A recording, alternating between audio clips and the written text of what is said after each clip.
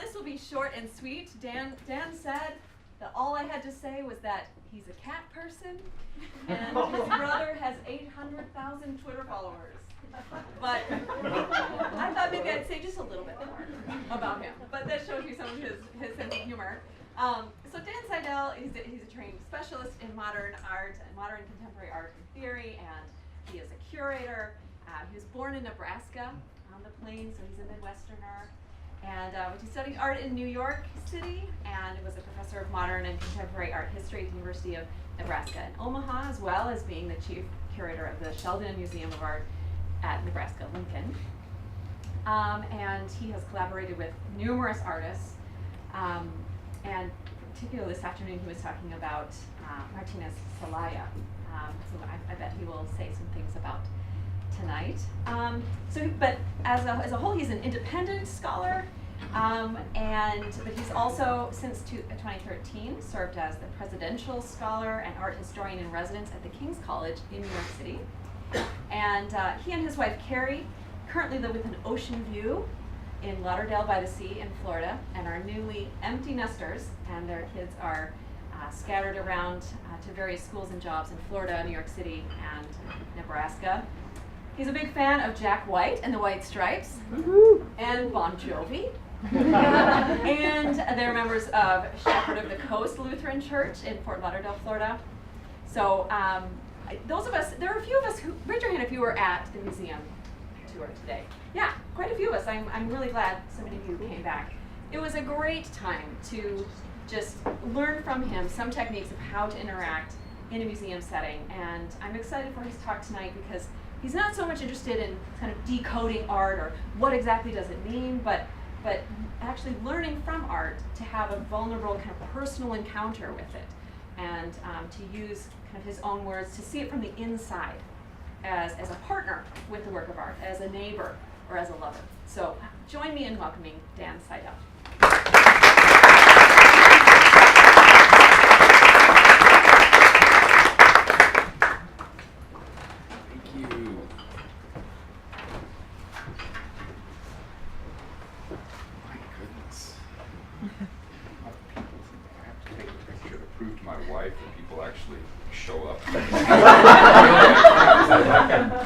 Speak, and then really they listen to you, and the weather's not really that great. It's like I barely can want to tolerate listening to you.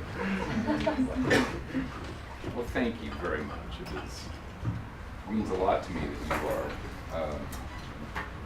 that you are here, and I'm very happy to be here, and it's a privilege. There's our clicker.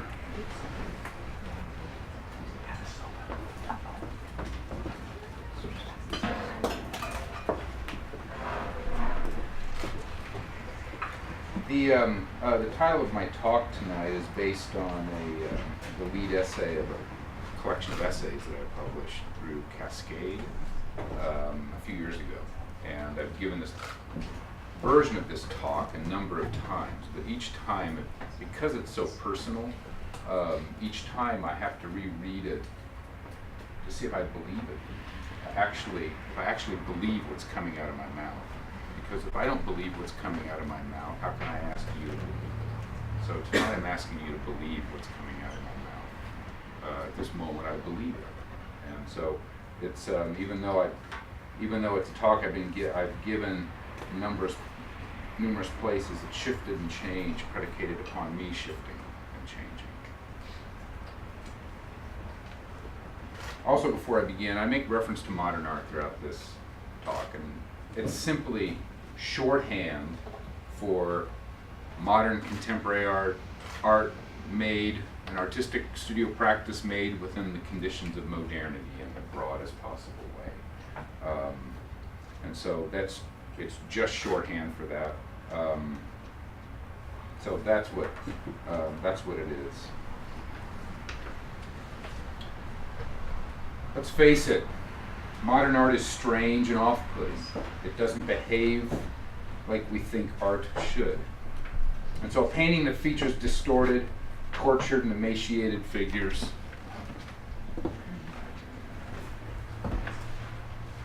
garish colors and to our eyes poorly drawn trees seems to perform no real artistic function in the world.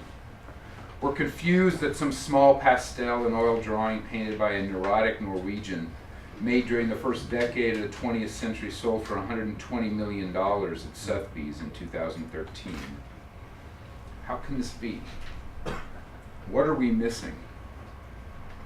How can anyone pay that kind of money for pigment smeared across a piece of paper or a scrap of canvas? In fact, we're hard-pressed to account for how anyone would pay even $100 for such a thing.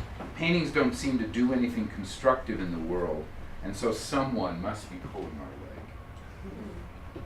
And yet there's also something else that haunts us. Perhaps it's not just a sham, a harmless joke, or the fabrication of egg-headed theorists.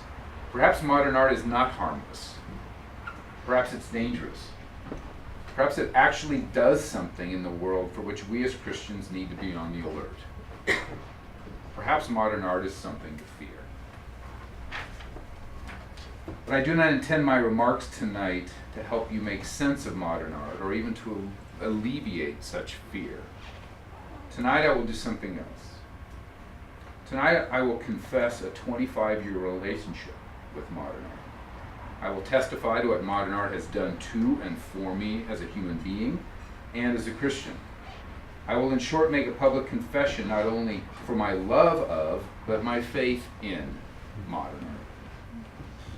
In a pivotal scene in Walk the Line, the 2005 movie starring Joaquin Phoenix as Johnny Cash, record producer Sam Phillips interrupts Cash's rather bland rendition of a popular gospel song to tell him that he doesn't need his kind of music. Cash is offended naturally and asks why. Phillips responds, "Because I don't believe you." Cash thinks that Phillips is accusing him of not believing in God. But Phillips' accusation runs deeper. When Cash complains, "You didn't let us bring it home," Phillips loses his patience. And he responds, "You want to bring it home? Let's bring it home. If you was hit by a truck and you were lying in the gutter dying and you had time to sing one song before you turned to dirt, one song that lets others and God know how you felt about your time on this earth, one song that would sum you up, you tell me that you would sing that song? About how you are filled with joy and that you're gonna shout it? Or would you sing something different, something real?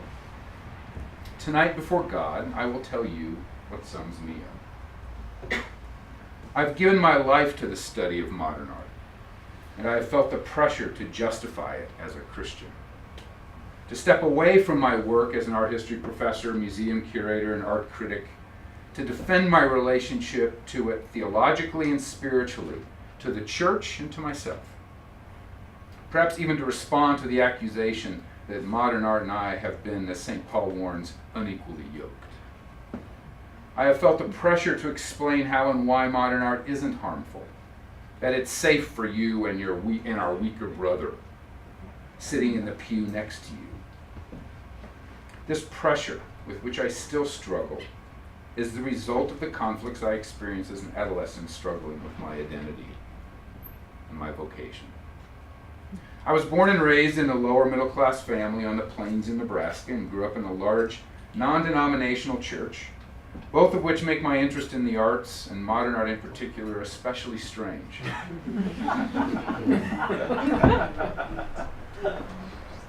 My father would have described himself at the time, as he still does, as a neo-evangelical after the likes of Carl Henry, and his approach to culture shaped by Francis Schaeffer, and his imagination formed by a particular evangelical reading of C.S. Lewis's novels and apologetics. My father, who studied journalism and worked in communications writing copy throughout his career, should also say spent 2 years studying at St. Paul Bible College here, which is now Crown College. He enjoys opera and history, and especially history of the Second World War, but our home was not a bastion of high culture, especially the fine arts of poetry, fiction, and the visual arts. I never went to art museums as a child. Our house was not filled with art, and our social class did not put us in the living rooms of those who did. Nebraskans and evangelicals are skeptical of art. It's not useful enough to justify its existence.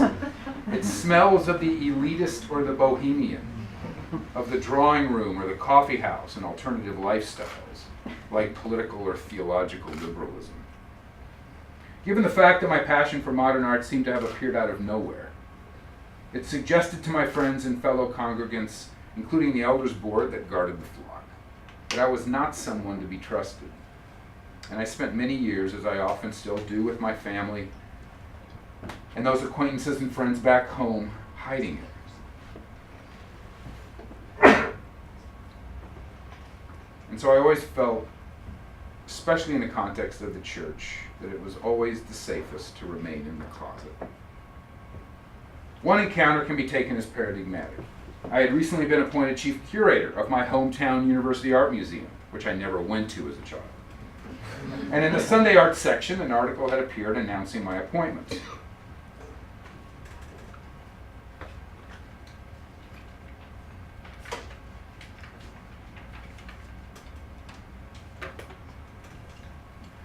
At church later that morning, during our meet and greet, an elder sitting in front of me turned around, shook my hand, congratulated me on my appointment, and then looked me in the eye and declared, "Now you can take down all the nudes on display in the museum."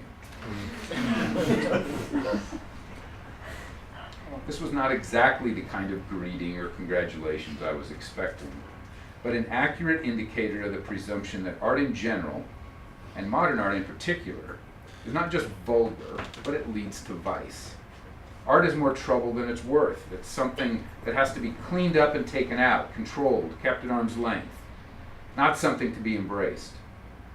The arts were a minefield where you had to tread very lightly or risk losing your faith, your sobriety, chastity, political conservatism, even your heterosexuality. All this to say, modern art is neither something I discovered nor something expected through my nature or nurture. It is something in retrospect that I can only say happened to me. And the discomfort I felt as a young man has never really left me. It gives me a bit of an edge, a vibration and energy, which can animate my work, but it creates tensions and difficulties elsewhere. My relationship with modern art didn't start with an encounter with a painting in a museum or a gallery even. It happened with prose in a library. I happened upon, gosh darn it, I swear.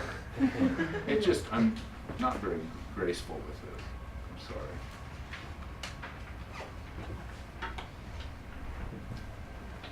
I happened upon the art criticism of a critic working in New York in the late 80s, who was writing about the most difficult and enigmatic artists, at least for me at the time, Andy Warhol, Jackson Pollock, and Marcel Duchamp. His writing ignited my aesthetic imagination, making me feel that I needed to know these artists and discover the secret of their work. And I sensed the urgency in it, that the stakes were high, not only for the artist, but for the critic. And then most importantly, for me. Let me reiterate, it was not some extraordinary encounter with a masterpiece at the Metropolitan Museum or the Louvre that excited me. It was the critic's sentences. And there was not a single reproduction of any of the works he addressed in his essays and reviews. Simply through his seriousness, his passion, imagination, and the references and connections that the works of art seemed to provoke for him, from Goethe and D.W. Winnicott to Rilke, Marx, Freud, and Sartre, I could sense that the critic had to bring his intellectual and emotional A-game to the encounter, and the result for me was electrifying. Perhaps what fascinated me the most was that a scrap of canvas with oil paint dragged across it, or in the case of Pollock, dripped or poured on it, could generate such indescribable intellectual passion. It was, I must admit, both intoxicating and perplexing. His writing was poetry. It sung, and it expanded my imagination. But I had no one with whom to share this experience. So I kept it to myself, even trying to deny it. But those words about painting opened up something in me I couldn't close. Try as I might, it activated my imagination, plucking the chords of my soul. It deepened the mystery of the world for me. It revealed to me human beings that devoted their lives smearing oil paints on scraps of canvas and human beings that lived to write about them. The words did something else as well. They began to reveal the mystery of myself to myself. And I began to experience that strange feeling of reflective detachment, of thinking myself thinking and feeling myself feeling. That would be an important part of my relationship with modern contemporary art and help me discover who I might be. And so after graduation, I left Nebraska for New York to study with that critic. For 2 years, I ate, slept, and drank modern art. I looked at classical statuary, Renaissance paintings, and Velázquez portraits at the Met, medieval manuscripts at the Morgan Library, and the Vermeers at the Frick. But it was modern art, the hard stuff, at MoMA, the Whitney, the Guggenheim, and the galleries in Soho, which seduced me. The damage had been done.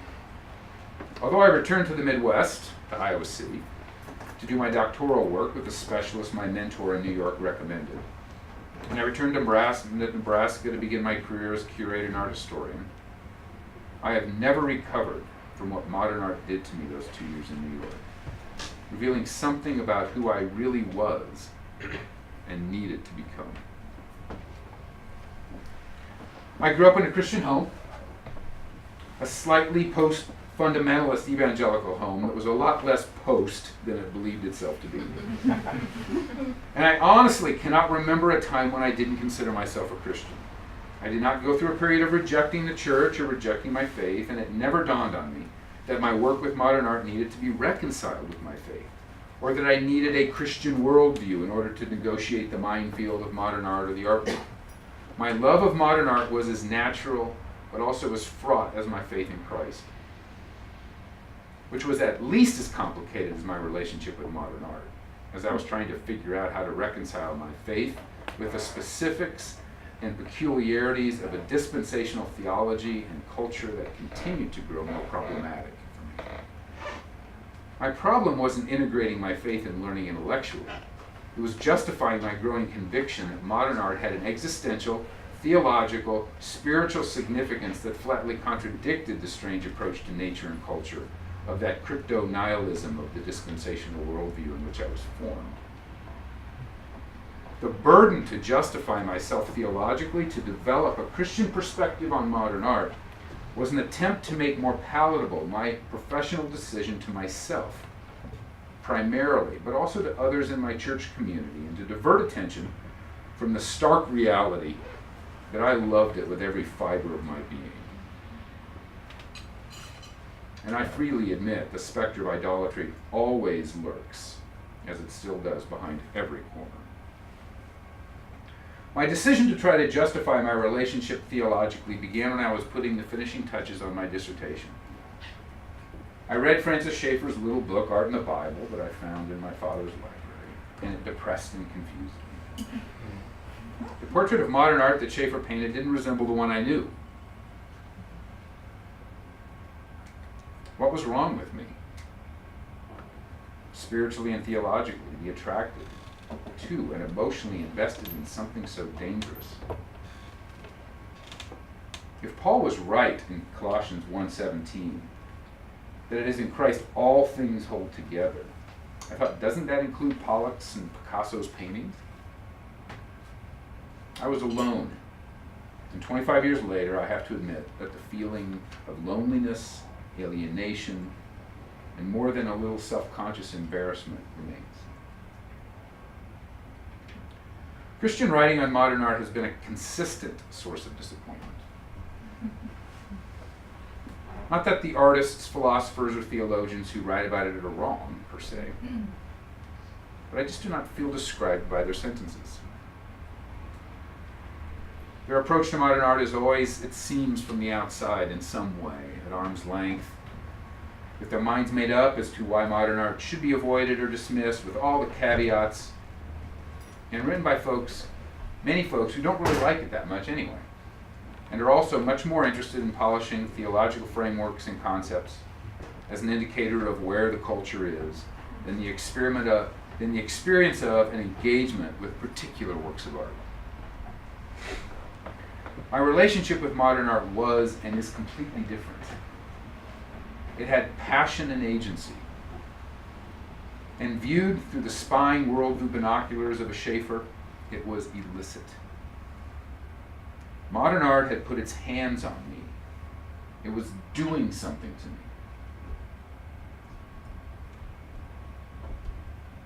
Modern art wasn't something out there for nihilists, atheists, humanists, or secularists. It was in my house. We were living together. All I knew is that I wasn't staring at it from a distance, with the objectivity to pronounce on its vices. But how could I have admitted this to the church, to my family and Bible study friends, who were so eager to pray for me? But most of all, to myself, that modern art and I had already consummated our relationship. My life as a Christian, as one who hears God's promises of life and tries to respond in faith, has been inseparably woven into my relationship with modern art. My lack of interest in Christian approaches to modern art is that they simply don't have any skin in the game for me. They don't help me find the questions I'm asking in and through works of art. Their sentences don't have the gravitas, the vulnerability, the substance of having struggled, fought, clung to, and loved modern art. Rilke writes somewhere that art emerges from the experience of being in danger. And I'd also say that the best thinking and writing about art does the same. I felt responsible to those artists, dead and alive, for those paintings that have so much to say. I was convinced the history of modern art held answers to questions to life, to my life, I was seeking in order to help me discern who I was and what I was doing here.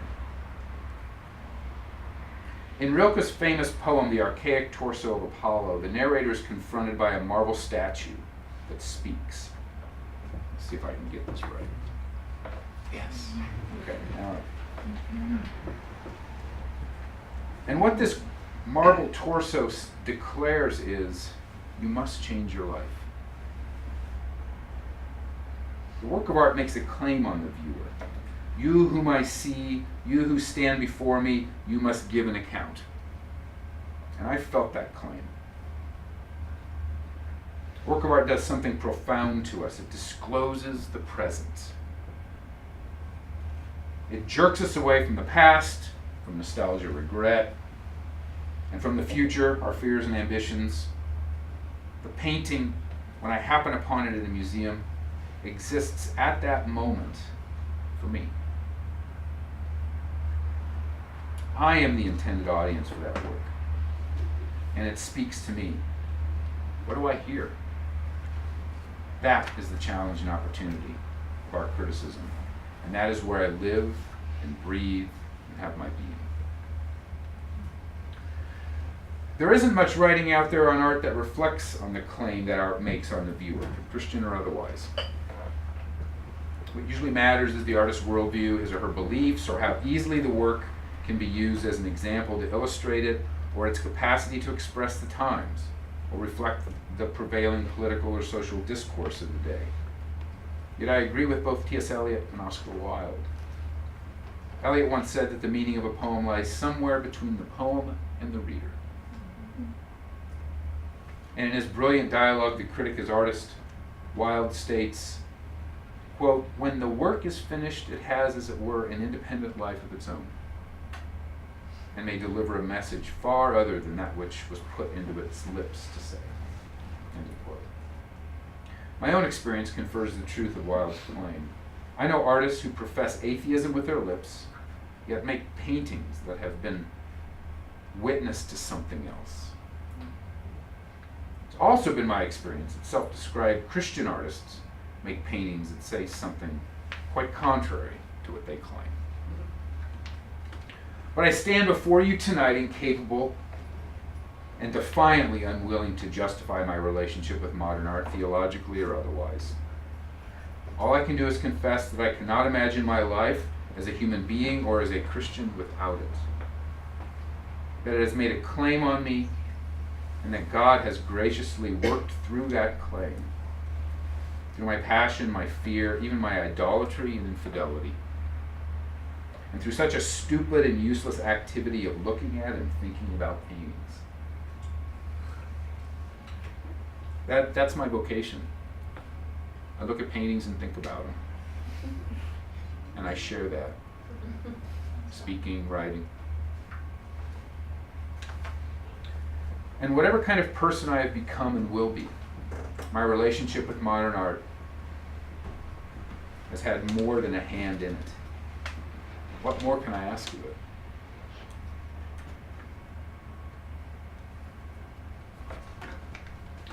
The tradition of modern art, beginning with Gustave Courbet in the 19th century and extending into the present, establishes the artist's studio as a legitimate place for a human being to paint their way into their identity, through their faith, disbelief, hopes, and fears. Unhinged from the necessity of defining their work through their commissions, they were free, or as Sartre observes, condemned, to define the trajectory of their own work through their own felt experience, to invent their own significance, to invent their own roles as artists and the function of their artifacts. The modern tradition thus discloses the human condition in particularly powerful and distinctive, naked ways, through questions of human agency, vocation, and the meaning and significance of artifacts and making them. The abstract expressionist painter Mark Rothko once said that it's a risky business to send a painting out into the world. Although you have probably never thought of it that way, I dare say that you too might feel that the work that you do, that you send out into the world, is risky too. I certainly do. In stark contrast to the classical art of the Academy, to the paintings of the good, the true, the beautiful, and the powerful, featuring biblical and classical heroes which operate in the register of what Luther would call theologies of glory, modern art operates in the realm of the theology of the cross, in the weak, the vulnerable, painful reality as broken, defeated. And I often think about that when I listen to the White Stripes song, Truth Doesn't Make a Noise. Edvard Munch, the man who painted the Scream, which sold for $120 million, said art comes from joy and pain. And then he added, but mostly from pain. And this seems to me one of the most important lessons of modern art. It reminds us of something we want to forget, our suffering, our vulnerability, and our weakness. But we need the emaciated figures of Munch rather than the heroism of Michelangelo's Titans, or the beauty of Raphael's angels, or the heroism of David's Roman heroes. We need to be reminded, following Camus, that suicide is the only authentic philosophical question. We don't need to contemplate images of what we think are the good, the true, the beautiful, which can so easily ensnare us, become noble lies that soften the dreadful reality that we are beggars, idolaters, adulterers, as we stand before a holy God. We need to be killed and raised from the dead. Somehow a painting by Monet, Cézanne, or Picasso touches that fear and hope. Or at least that is what I hear in their work. Modern art has the potential to put us back in touch with our pain and suffering, which is where art meets us, where God meets us, where we are all like Melville's Ahab, gnawed within and scorched without. Modern art has the potential to contradict our priorities. And I think this is a good thing, given our fallen human tendency to make ourselves and our beliefs about ourselves and the world the center of the cosmos. To make ourselves the subjects of our existential sentences. To be, as David Foster Wallace said, lords of our tiny skull-sized kingdoms. And we want our visual imagery to feed our old Adam's desire to shape the world around our beliefs and our own desires, to make art fit into our world. But modern art can dwell in discontinuities.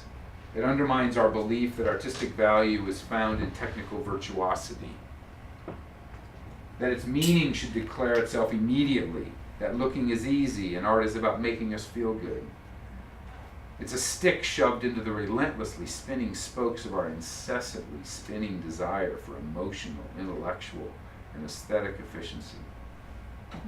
In other words, modern art resists our urge to make artistic expression serve our own theologies of glory. Aesthetic experiences also shape my faith, giving it emotional and intellectual depth and texture.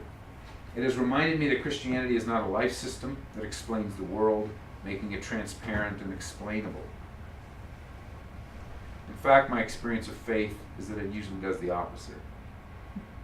It makes the world impenetrable, mysterious, frustrating, creating discontinuities and jagged edges that confuse and anger me. But it is also through fissures opened up with these discontinuities and jagged edges that the light of life shines with awesome and enchanting intensity. In his collection of essays, My Bright Abyss, the poet Christian Wyman observes, if God is a salve applied to unbearable psychic wounds or a dream figure conjured out of memory and mortal terror, or an escape from life that has become either too appalling or too banal to fear, and I have to admit, it is not working for me. And he continues, I never truly felt the pain of unbelief until I began to believe.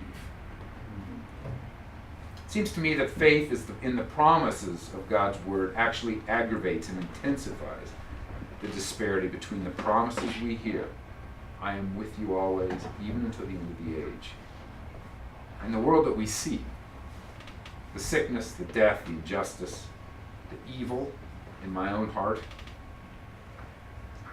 The gospel actually tears open a space for lamentation, for anger, for dismay, for crying out, why?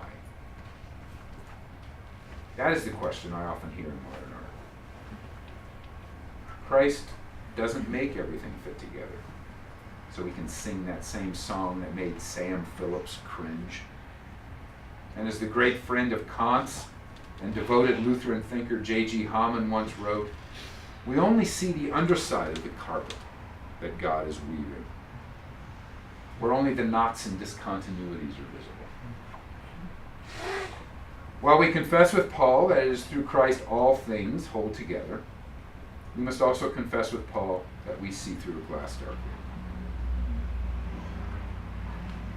A few years ago, faced with what I can only describe as a vocational and existential crisis, I escaped to New York to look at some paintings by Paul Cézanne at the Museum of Modern Art.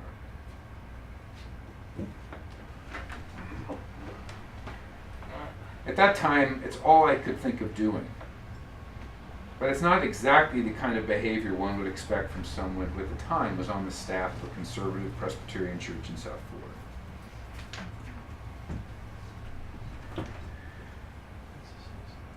These paintings of Cézanne and I have a history. We first met when I was a graduate student. I initially considered his clunky landscapes, sloping still lifes, and thick bathers to be nothing but bridges to abstraction, an awkward and naive but necessary transition from Monet to the defiant black squares of Malevich or the tragic gestures of Pollock. If they were important to me, they were so only historically, as I was figuring out the tradition of modern art. But others like Monet, Rodin, Rilke, and Heidegger, whom I was devouring at the time, thought otherwise. If only one could think as directly, Heidegger said, as Cézanne paints. In 1899, Henri Matisse purchased a strange little painting of Cézanne's at great financial sacrifice. It was this painting. In an interview in 1925, Matisse confessed, if you only knew the moral strength, the encouragement that his remarkable example gave me all my life. In moments of doubt when I was searching for myself, frightened sometimes by my discoveries, I thought, if Cézanne is right, I might be right. And I knew that Cézanne had made no mistake. Matisse continued, "It has sustained me morally in the critical moments of my venture as an artist. I have drawn from it my faith and perseverance."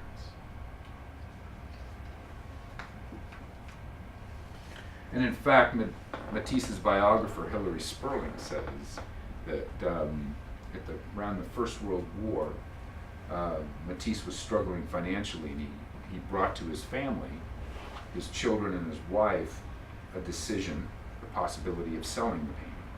And they freaked out. And the biographer said, and they prohibited him to sell it. And his biographer said it had become an icon for the family. That it was a means of assurance and affirmation that Matisse, as a father and as a husband, was on a particular path that they were participating in. But at the time, I remember asking myself, what was I missing? According to the poet Rilke, this was not an unusual question.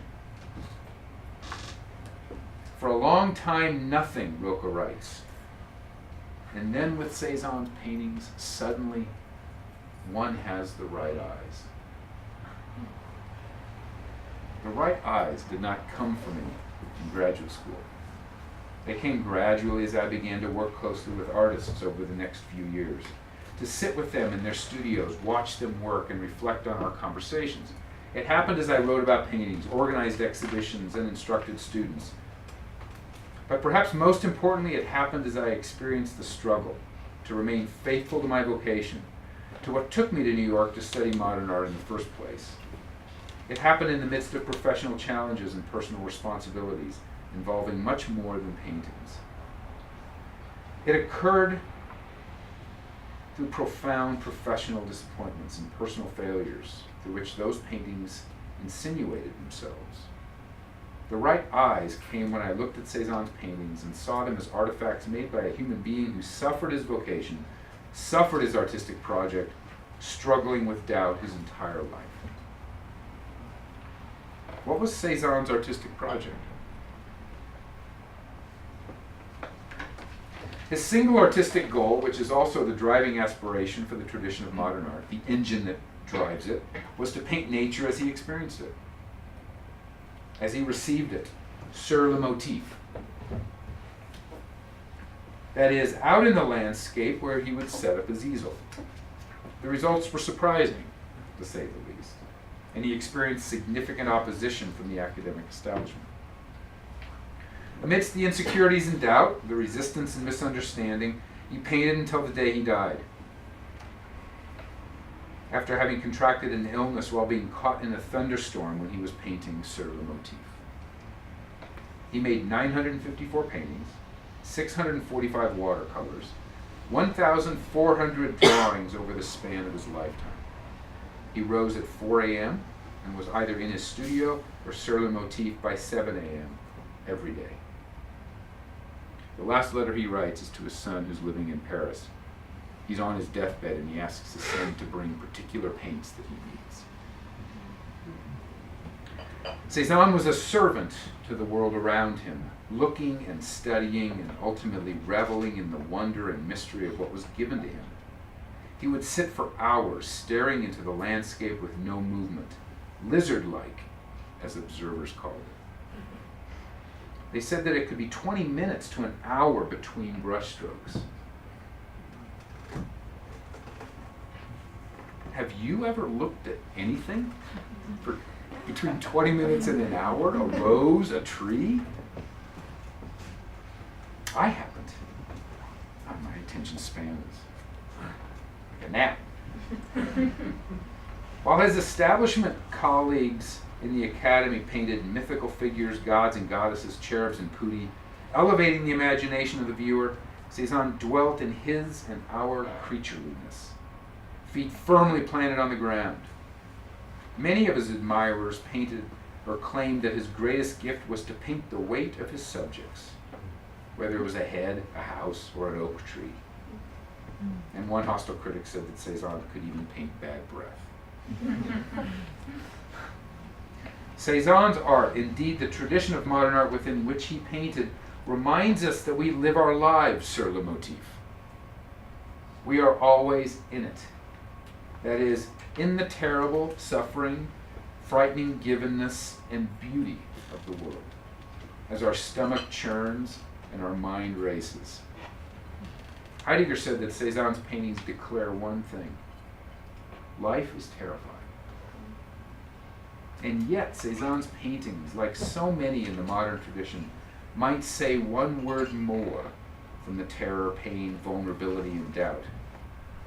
Perhaps if we allow ourselves to sit still, maybe lizard-like, and look closely enough at these strange, awkward artifacts, we can hear something else, something like gratitude and hope. I'm not exactly sure what I was doing at MoMA, looking at those odd paintings by Cézanne a few years ago, but I think I was, like Matisse, rediscovering and reaffirming faith in my vocation.